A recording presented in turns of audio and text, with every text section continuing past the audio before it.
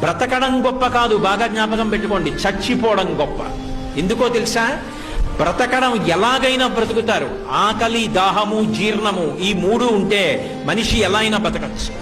వేళపట్టున ఆకలేసి కుడితి తాగినా జీర్ణం అయిపోతే, ఆవు తింటున్న మినప్పొట్టు తినేసిన జీర్ణం అయిపోతే ఇబ్బంది లేదు. దాహం వేసి ఏది తాగినా జీర్ణం అయిపోతే ఇబ్బంది లేదు, బతికేయచ్చు. చచ్చిపోవడం అంత తేలిక కాదు.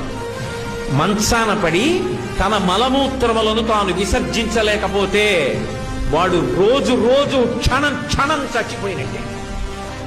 ఆ మలమూత్రములు తన శరీరంలోంచి బయటికి వస్తే పురుగులు పుట్టి శరీరాన్ని కొరికేస్తుంటే సొంత భార్య కూడా కంపులోకి రాలేక, పనివాళ్లు కూడా చెయ్యక, గది తలుపులు వేసేసి కుక్కకి పెట్టినట్టు గిన్నెలో తీసుకొచ్చి అన్నం పెడితే తాను చేసిన పాపాలు జ్ఞాపకానికి వచ్చి కుమిలిపోతే రక్షించేవాడు ఉండడు.